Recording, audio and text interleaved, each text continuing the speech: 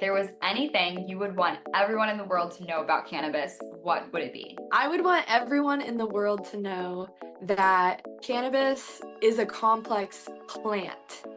It's not a drug. It's a complex plant that has so many different components that were intricately designed to interact and even potentially benefit our body and our well-being.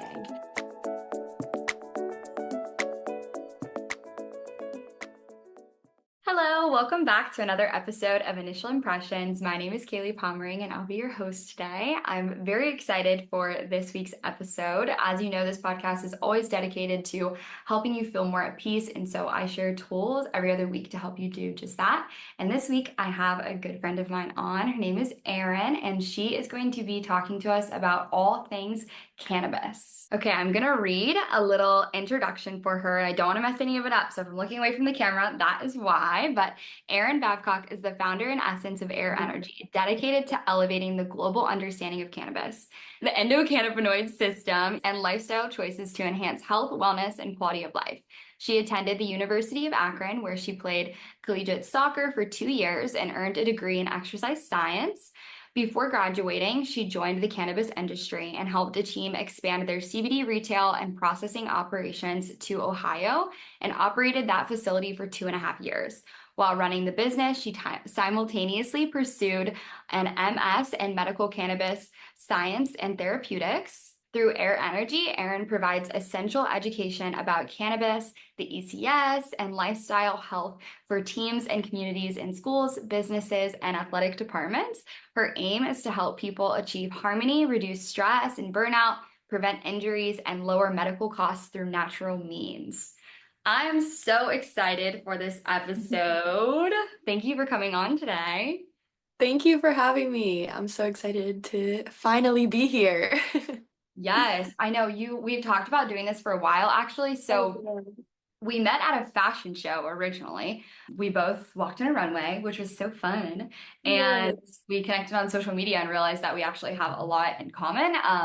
And we both have similar goals of like wanting to help people and like make a positive impact. And we're doing it in different ways, but I feel like they really align. So I'm excited to have this conversation today. I know, and yeah, finally our schedules aligned to allow it, so I I'm excited. know. I know, it's been a minute. So Mhm. first, I kind of want to start off by just like picking your brain a little bit into what drew you to the cannabis industry. What made you want to get involved with this and learn more about it? Yeah, so I guess initially I wanted to help people. That was at the end of the day what I wanted to do. And in college, I was pursuing a degree in exercise science with plans to go to physician assistant school. So more of a conventional medicine path. Yeah. But during college, COVID, all of those circumstances happening, it really just gave me a chance to feel if that was the path I was meant to go on. And when I was filling out my applications for grad school for physician assistant, my whole stomach turned. My whole stomach turned upside down. And I just like, I didn't have the awareness or intuition. Like I wasn't thinking about that connection as much. But even then I was like, whoa, something does not feel right here. Mm. And yeah, and then cannabis really during my childhood and into college, I had a stigma towards it because I played soccer Mm. and I was always told like don't do drugs, don't Yeah. smoke weed, it's bad, it's gonna hurt you, like, and I just didn't question it. I just didn't go like, is it really? Like what is it even? Right. But Especially in I like a high cardio sport too. Like I mhm. can see how you could get told that. Yeah, yeah. So I just like never considered it and suffered from a lot of injuries. I had a lot of concussions playing soccer and even some like stress conditions. So I had stress fractures in my shins, and that led me to not play my sophomore year of college. And I ended up having mental health issues come from that too, just from like not playing the sport that I had played my whole entire life. And in college, like playing sports is a bit more stressful than growing up in youth, the coaches and the pressure that's put on. sometimes can just be too overwhelming. And I ended up developing severe depression, and that was my last year of soccer. So I didn't play soccer the final 2 years of college due to Oh my that.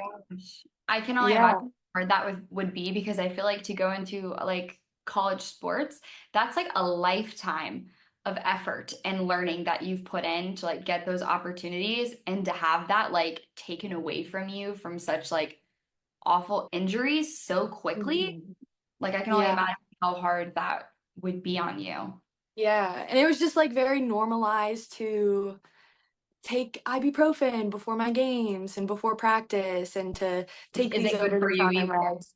Yeah. So it's like Yeah. I was taking these substances that were supposed to help me, but I didn't know about cannabis. I didn't know the power that it had. It's actually a neuroprotector, so it can help heal your brain from those types of injuries depending on the different components that you're using. So I had no idea about that. But then after I was done playing soccer was when I started socially experimenting with cannabis. And then when COVID came about, it was definitely more experimenting, more getting to know it, and just seeing how much it just helped me day to day. Like I used to think I was this like rigid, I was like a very rigid person. I would be the type of person to say like, "Oh, I'm not creative."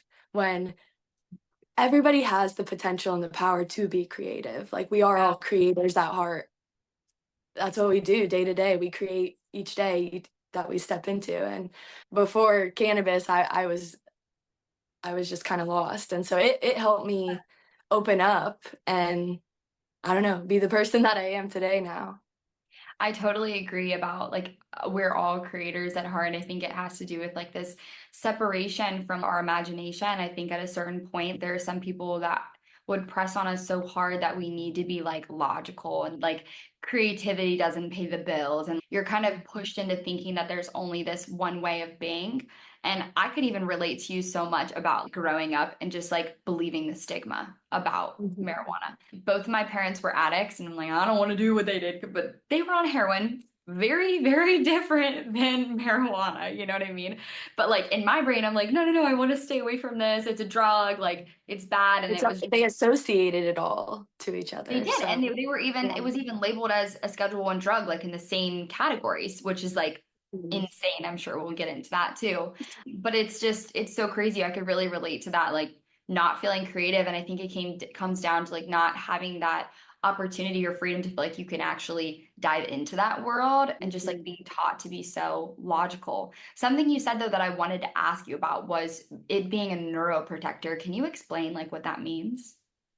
Yeah, it really just means that it benefits our brain. So our brain is one of our most valuable organs. We think about it in context with controlling a lot of the functions of our body, but what a lot of people don't know is that we also have this thing called an endocannabinoid system in our body. Just like how we have a nervous system, a digestive system, an immune system, we have an endocannabinoid system, and it's interconnected with all of our other systems through receptors that it has in the organs of all of those systems.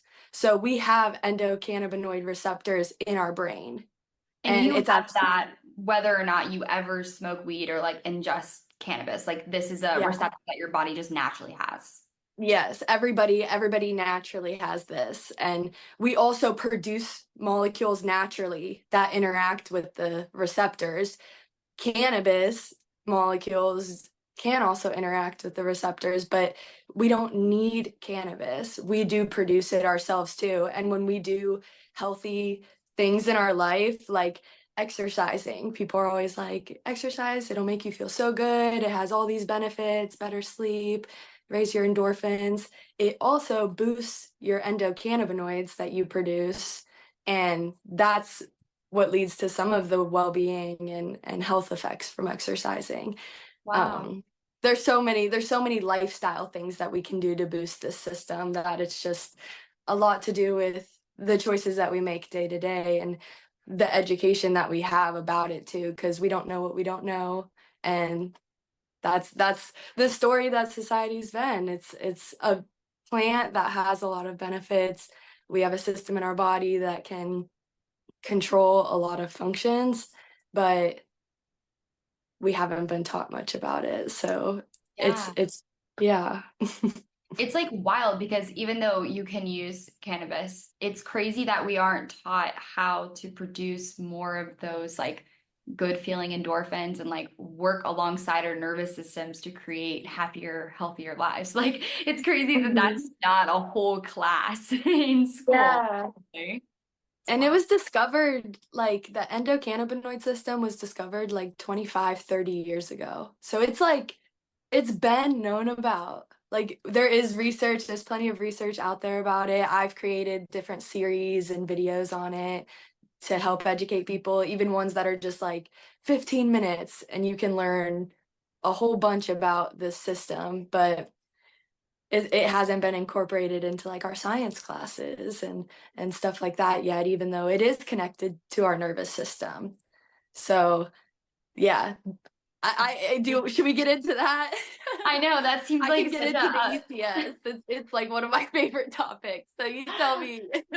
okay, okay. It seems like such a disservice that we don't have a better understanding of this. So that's definitely something I want to dive into. Okay, I want to hear all about the ECS system and like a detailed version. I want to hear like the science, and then I want to hear it in a really simple way that I feel like everybody can understand. Okay, for sure, for sure. So the ECS, again, it's called the endocannabinoid system, and it's comprised of a couple different components. One is receptors. So I kind of mentioned how we have a lot of those receptors in our brain. So there's two different types of receptors in the ECS. There's CB1 and CB2. CB1 is primarily in our central nervous system, so it's heavily in our brain, in our spinal cord, and it is found throughout our body as well, but that's where it's most densely located. And then CB2 is most densely located in our immune system. So our lymphatic tissue, our white blood cells, and all really around our kind of abdominal area. But again, they're found everywhere in all the different systems. That's just where they're most densely located. And they're really cool because they exist on all of our organs in the cells, and then our body naturally produces these molecules called endocannabinoids. And it's produced just on demand from different molecules that we either break down from nutrition through omega-3s and 6s, and that our body just kind of naturally turns stuff into. So our body produces these molecules, they interact with our receptors all throughout our body to regulate homeostasis, which means balance within our body and our mind. So it helps to influence virtually all functions that take place because it's connected to all of our systems. So it plays a role in our appetite, our digestion, metabolism, our emotional processing, mood, learning, memory. It plays a role in regulating our stress response, basically by maintaining our relaxation response. So Mm. it keeps stress down, it keeps us resilient to stress when it's functioning at its capacity, at its peak type of thing. The ECS can also play a role in pain perception and temperature and sleep and inflammation, all of these things. So it plays a huge role. Our body naturally produces these molecules, and to get more molecules being produced, we have to do some things to promote that. So like I said, omega-3s and 6s. So in your nutrition, if you're eating fish, nuts, avocados, different seeds that have omega-3s and 6s, then you're setting your body up to be able to produce these molecules at a higher rate. And there's other things like exercise and meditation and even socializing with people and smiling and hugging can boost your endocannabinoid system and boost those molecules that then can benefit pretty much every area of your Everything. body. Yeah, Yeah. that's so crazy. And it does make sense though, because I feel like even especially your nervous system and your immune system, that does have a lot of effects on like your mental health too. And then your mental health has the effects on those things as well, and the vice versa. So I could see how like that functionality would be like essential in feeling happy and healthy in general. So what scenario would call for you to ingest the cannabis plant rather than your body create it? Like what creates that necessity to where you would want to consume cannabis? Yeah, well, this is kind of like, it makes me want to talk about history a little bit too when you Yeah. ask this question.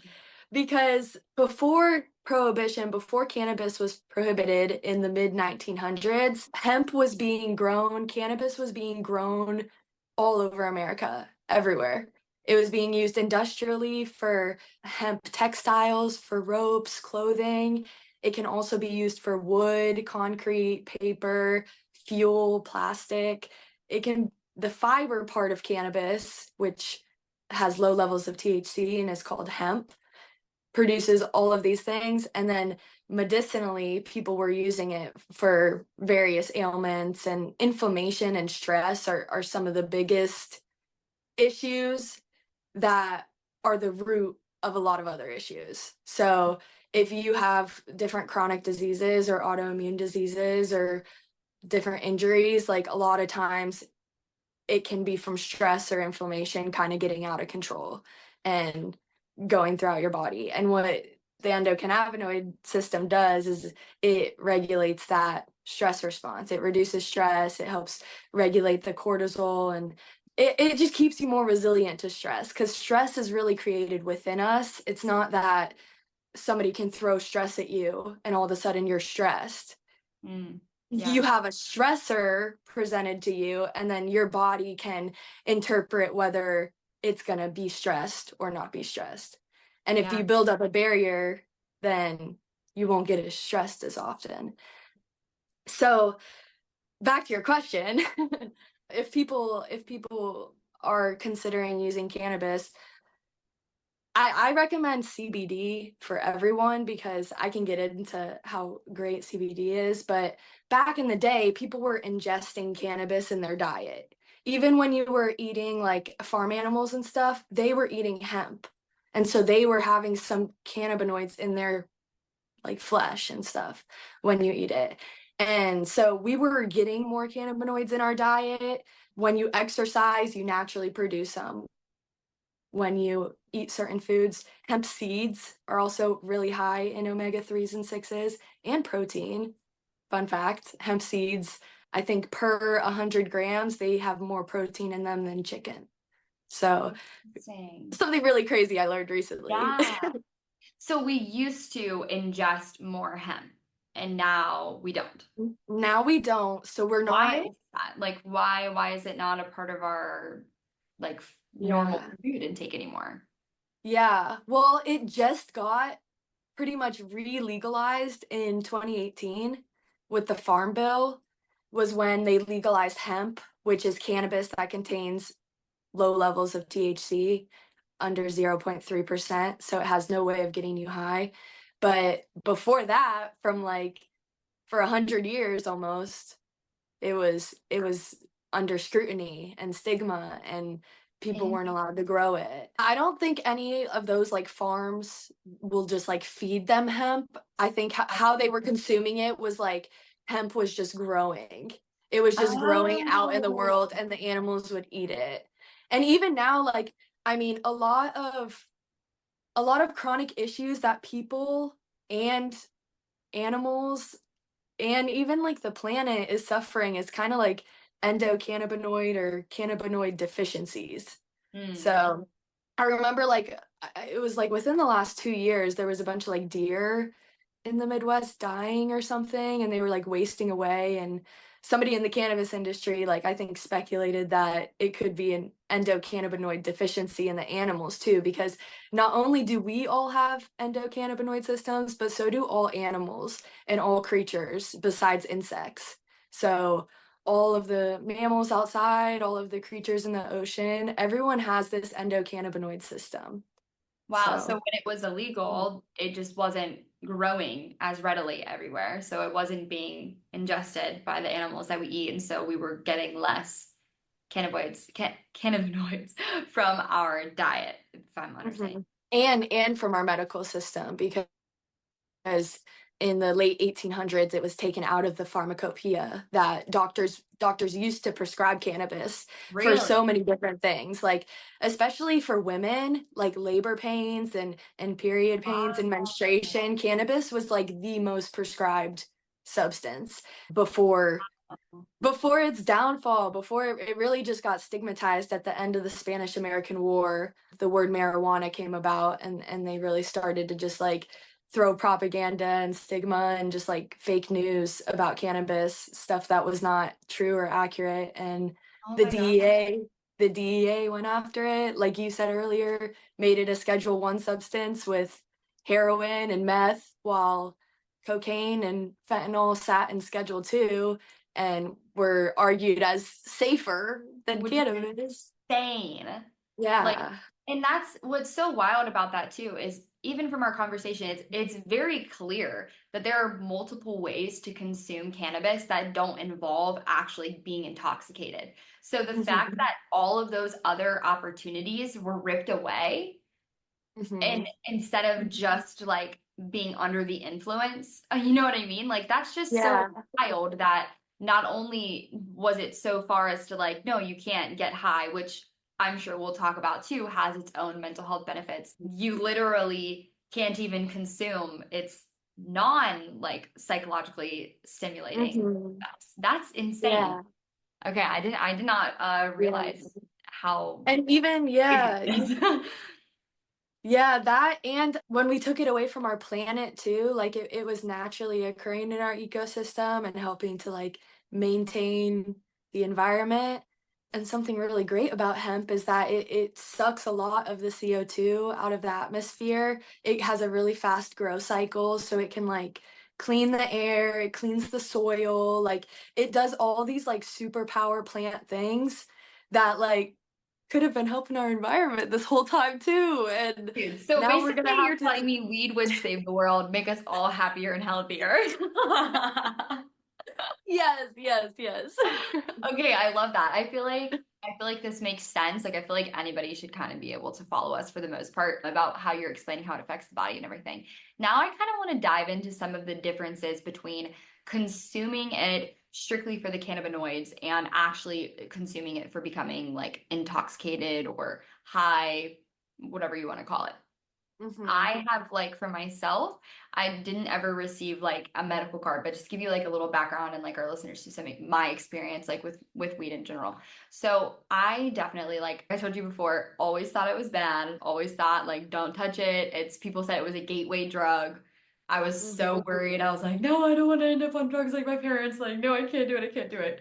So I was super paranoid about it. Then I got into college and I met a lot of people who would smoke weed and like it didn't ruin their lives. Like they were They were fine. cool, right? And Like, they were cool. They were they were literally just chill. I So I was like, know. I observed for like a while and I was like, okay, all right, I'm gonna try this. So now at the time too, I was struggling with a lot of mental health issues, dealing with my parents' addiction and like all the different ways that affected me psychologically. So I was struggling with super intense mood swings. I was diagnosed with bipolar type 2, which like if you don't know, I wasn't blacking out. I just felt like I had no control over my emotions at all. And I had really bad anxiety and depression. And I was actually in the biomedical sciences field, which is part of the reason why this interests me so much. I was studying to become, I wanted to become a doctor.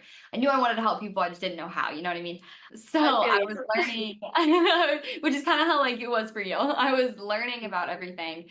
And so then I was like, well, maybe weed isn't so bad. So I started smoking and then over time, I became a daily smoker for almost 5 years. And I wasn't like somebody who was like waking up and getting fried every day. Normally, I was smoking a little bit before I went to bed because it would typically help me go to sleep a little bit easier, help me manage my anxiety. Sometimes if I had a panic attack and I smoked, it helped me slow down and actually be able to think about the situation in a different light and just feel like I wasn't so like you were even describing that like flight or fight mode, almost like this like very high sense of stress.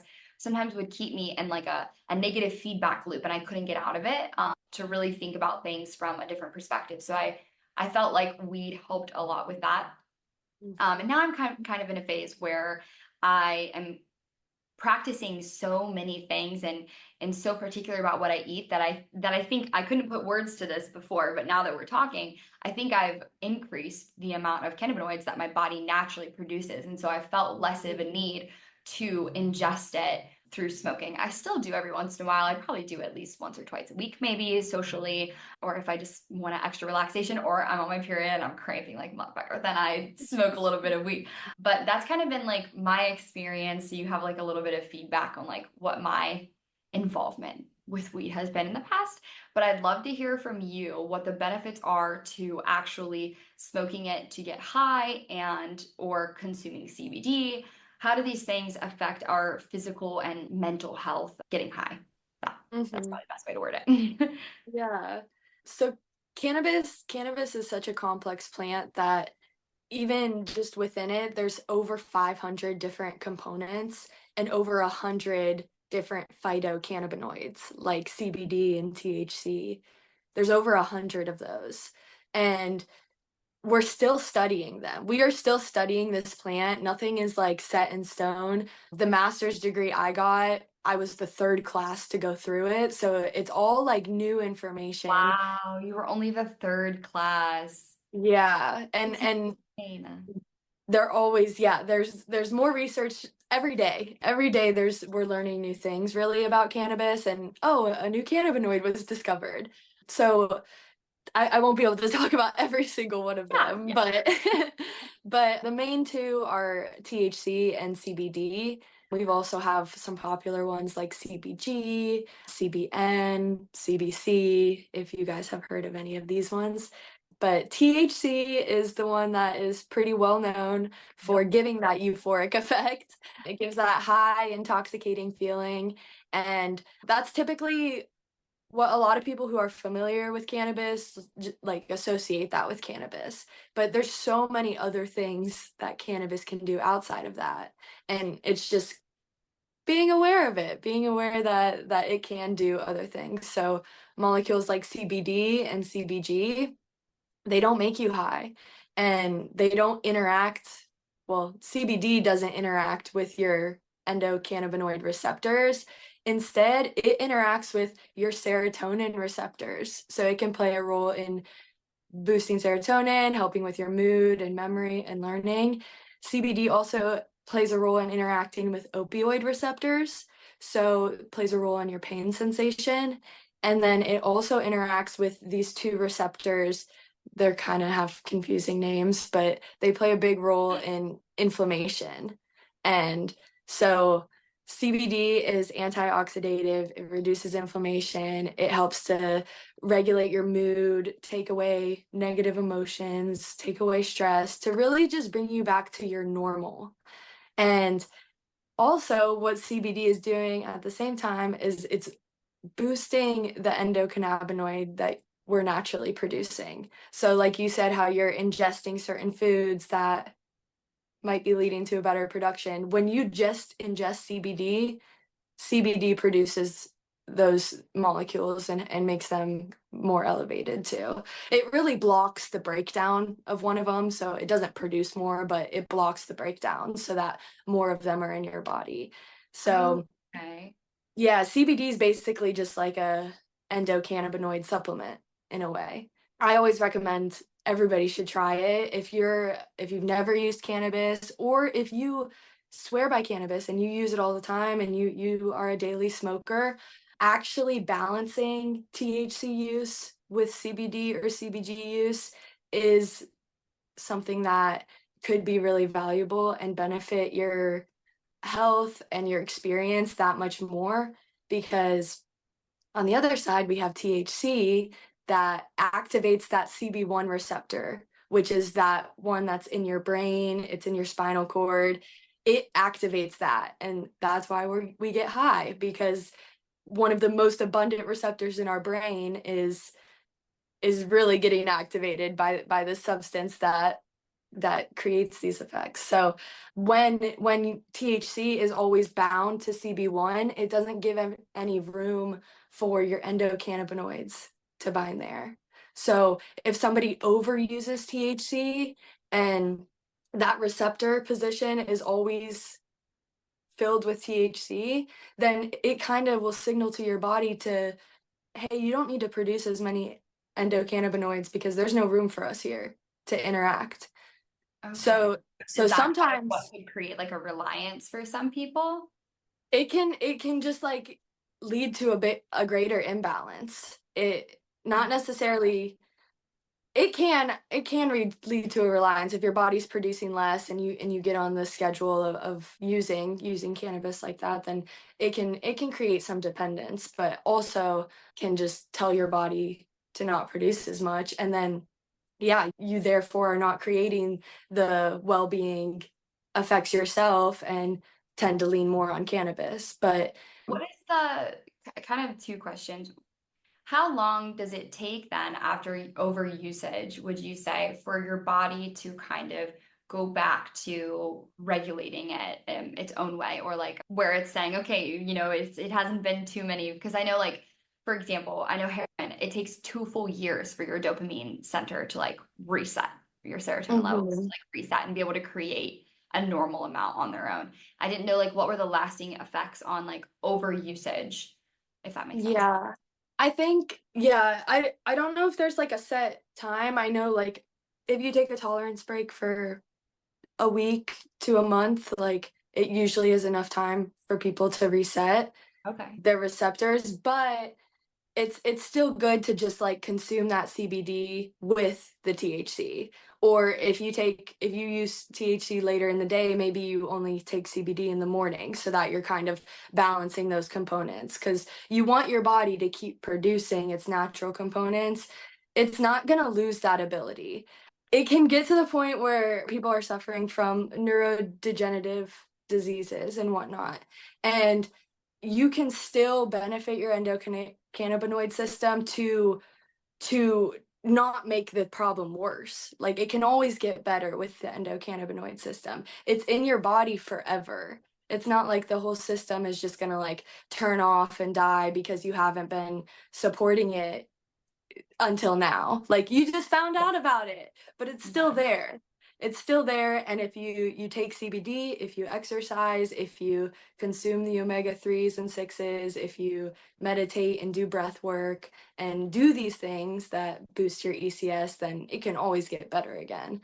And just balancing your THC use is something I would recommend. And What yeah, does taking balance, what would you say balance looks like with CBD and THC on like a daily, weekly basis? Like, what would you think like a nice balance would be for people that are interested, or maybe feel like maybe they've been over consuming and they don't want to quit, but they want to have like a routine that serves their body better? Like, what would you say?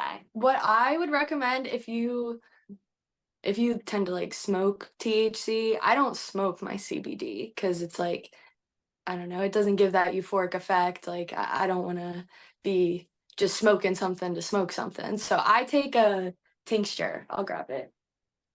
I take this, and it's like an oil that you put under your tongue and it absorbs into your bloodstream that way. You can also take like gummies or capsules or some kind of ingestible, but that's what it looks like. And you put Nice. that under your tongue. But I would just find a CBD product that you like and works for you. This is what I like. Some people don't like the oil because it just like feels weird or tastes weird. And then they make CBD gummies or tablets or capsules or drinks or so many different I have like a things. CBD cream, Yeah. like topically for like whenever I've got like aches or whatever. It's like it has like this like Mhm. tingly kind of like minty like feel to it, but it has like Yeah. a lot of CBD in it. It's like Yeah. I 100% have agree. one of those too. Yeah, Yeah. well, I have a lot of them because I used to work in a CBD store, so I have Okay. all of You're our stocked. products. Yeah, but that's great for, yeah, any areas that are hurting or inflamed or just bringing you discomfort. You can put that like directly on it, and it more so targets with an ingestible. it gets into your whole system. So once it's absorbed into your circulation, it goes throughout your whole system. And Okay. that's when, yeah, the endocannabinoids get produced, the it interacts with the different receptors. And another fun fact about CBD is that if you're ever too lifted from THC and you take CBD, it can help bring you back down. Really? So is that how is that? Like, how does that work? Is that why you're saying you should use CBD and THC because it like the CBD almost like counteracts the THC a little bit? Like, Yeah. I wouldn't use them together because, yeah, when you use them together, okay, little science words. THC is an agonist of CB1, so it activates CB1. CBD is an inverse antagonist of CB1, so it reverses the effects of THC at that receptor. So if you okay. take like a one-to-one THC CBD gummy, you probably won't feel as high as if you Interesting. just took THC gummy. Okay, so if you're using both of them, I guess when I say together, I don't necessarily mean in the same setting, but I'm glad that we Yeah. clarified. That's interesting. But is that why you mean like you should balance your usage on like a daily basis kind of thing? Yeah, I say balance them just because like you don't want your body to get used to you having THC with CB1 all the time. You want your natural endocannabinoids to flourish because really THC does have some medical proven benefits. It can help chemo induce nausea and vomiting. It can help weight gain with HIV and AIDS. That's what it's been clinically proven for. And then according to different states, it can help with a whole lot of different things too. But really, your endocannabinoids are what's making your body holistically healthy and what's bringing well-being, reducing inflammation, reducing stress, improving your mood, improving your focus. If you have a regulated endocannabinoid system with your natural endocannabinoids, you're more likely to be resilient to stress and just be overall healthy. So If you're use just THC as an assist to all the other yeah. lifestyle things that you're doing and like give your Mhm. body the opportunity to create its own through that lifestyle choice and then just kind of fill in the blanks with the THC in a way. Yeah, yeah, Okay. with the lifestyle choices and then also CBD. And you can balance it too. If you are like if you are on your P's and Q's with your exercise, your nutrition, your meditation, and all of that, and then you like smoke every now and then, you probably don't need CBD to counteract it just because like you're setting yourself up for pretty good success. But if Okay. you're just like, if you're using THC all the time, like just maybe get one of these so you can use it every now and then. Would you recommend like I think you said what you do CBD in the morning, THC at night. Is Mhm. that like an everyday thing or is that like most days? I do it every day. I'd say if you get into the habit of doing it every day, if you can put it into your lifestyle as an everyday thing, I don't know, you're just I just wake up and boost my endocannabinoid system. So Yeah. yeah, and I feel It's like I don't happening. know. It's like it helps with like the quiet morning too, like a lot of probably what you talk about is like checking in with yourself in the morning and seeing what flow you're on. So it's like when I take my CBD, I just like it has to sit there for like a minute or two. So I just like I force myself to just sit there and just like give gratitude or like give thanks or do Yeah. this or do that. And you can Like habit a stack moment of and intentionality, like you're setting yeah. intention, it's a part of you doing that, it's supporting you feeling like that chemically, not just mentally, makes it easier for you to be appreciative and like stay focused. I feel like something that I've thought about too is almost like when you experience the effects of like CBD and THC, you're kind of showing your body what it can feel like in a way. Like if you really, I mean, maybe not the total euphoria of like smoking, but being able to like feel less stress and like think about things from like an elevated perspective and not be so stressed out that it blocks that like logical thinking or being Mhm. able to like really think optimistically about your future. I feel like that affects a lot of people where they get stuck in this like really bad negative feedback loop. And so I feel like it's been really nice to experiment with what can my body feel like? How can I Mhm. process things when I'm not under immense stress? And then it makes you all the more passionate about wanting to fill your life with as many things that can contribute to that peace and wellness as you possibly can. And so I think it's really interesting to learn about how CBD can be, partnered with THC and different lifestyle choices to really just set your body chemically up for success to continue living in this lifestyle that like really serves you. So I think that's really cool. It's very I interesting. love how you put that. That was amazing. Thank you. Thanks. Yeah, I yeah. love And your then all you your said, information, your knowledge. It's so good. yeah, but you did mention the high. Maybe we can like recreate it. There is one euphoria that's natural in the body that is a result of endocannabinoids. And it's when you exercise for moderate, prolonged intensity exercise, you get to this point where you reach a runner's high and people Yeah. feel this euphoric effect. And for so long, people have said like it's endorphins causing that. And endorphins are released while you're exercising and they have a lot of benefits, but endorphins don't cause neurological changes.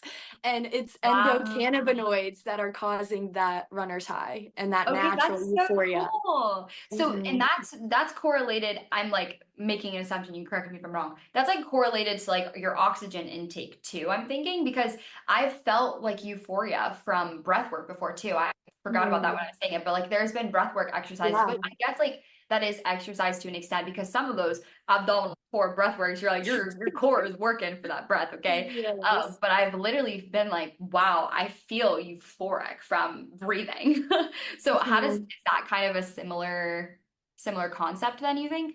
Yeah, yeah. I think that is a similar concept because when you do breath work too, it's kind of like a mixture of exercise and like the meditation and just calmness. But when you're putting yourself in that calm state with meditation, breath work and doing that, you're not forcing your ECS to do it all on its own to get you back Okay. into balance. You're not putting all the burden on the ECS to bring you down to a calm Yeah. balanced state. Like you're helping your body get there, and your body's always going to say thank you. When you Yeah. do these lifestyle things, your body will say thank you.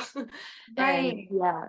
Hmm. Like it's always ideal to, of course we want to show up and we want to like meditate every day if that makes you feel good and do breath work and work out and like eat these really good healthy foods and like maintain this like homeostasis on our by ourselves. But obviously life is unexpected and sometimes really shitty things happen and it puts a lot of stress on your mental and it puts a lot of stress on your body and maybe you don't feel the momentum to go to the gym and like you're not feeling yourself. And I think it's really cool that you can use THC and CBD as a way to kind of fill in the gaps and help you get back to that, like you were saying, that homeostasis to feel like Hmm. you can actually fully show up for yourself the way that you want to, even when bad things happen, to really get you back up on your feet in a way. So I think that's really beautiful. Yeah. Yeah, yeah, I feel like they serve as really good supports to reach that. Because yeah, we all strive to do X, Y, and Z every single day and like to be perfect, but nothing's perfect. Nobody's perfect. It's just about doing our best every day. And if we can do little things that just we know set us up for success and will make us feel better. And when a stressor does cross our paths, it doesn't have as much of an effect on us as it would have last month or last week or last year. So Yeah, yeah. that's so cool. Okay, I'm going to close out with one more question, and that is if there was anything you would want everyone in the world to know about cannabis, what would it be? This is a good question. I would want I would want everyone in the world to know that cannabis is a complex plant. It's not a drug. It's a complex plant that has so many different components that were intricately designed to interact and even potentially benefit our body and our well-being. But it does affect people differently. Cannabis is not a one shoe fits all. We all have different endocannabinoid systems too, so we're all special and unique. So one product is not going to affect two people the exact same. So it's important to test out different products, go low, go slow, don't overdo it your first times, and just try these products and figure out what works best for you and your system, because we are all unique and it's going to affect us differently. Do the search yourself with the different cannabinoids. Don't just listen to your friends and just try what they're doing just because that's what works for them, because you might have a different combination that works for you so much better. So just experiment with it, be safe, go slow, go low, and yeah, tap in with my other education content so Yes. I can help educate you guys in the future if you need to. Yeah, I love that. I like that. So cannabis is a complex plant, not a drug, Mhm. and go low, go slow. I like it. That's like a groovy little way of saying that. So tell everybody, where can we connect with you? Where can we learn from you, follow you, get in touch with you? What are you doing? Yeah. You can find me at EEErinergy. It's EEErinergy on most of the social media platforms, Instagram, TikTok, YouTube. That's also my website name, so eerinergy.com, where I have a lot of info on there. I'm going to be dropping some more content, educational and other kind of stuff with respect to my region out of LA and Seattle, different types of cannabis content and different interviews, so that'll be fun if you guys want to check them out. And yeah, just stay connected, because I'm always popping out with There's more new coming. new brands, new people I'm working with. So just like the social medias are probably the best place to connect at.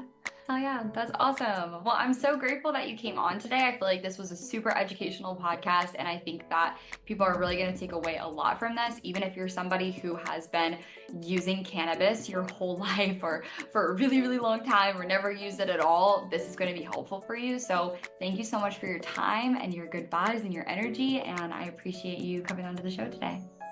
Thank you. Thank you for having me. I hope it can help somebody. And yeah, it's a really wonderful plant. And so I hope you guys love it and learn to love it as much as I do. Aw, I love it. Thank you so much. And if you were watching this video and it helped you, if you're listening to it on any podcast streaming services, Apple, Spotify, if you want to hit the like, subscribe, it would mean the world to me. I'm going to be coming out with even more content in the future to really help you feel more at peace. And I hope that we were able to help you do just that today. So as always, I hope that you are leaving more at peace than you came.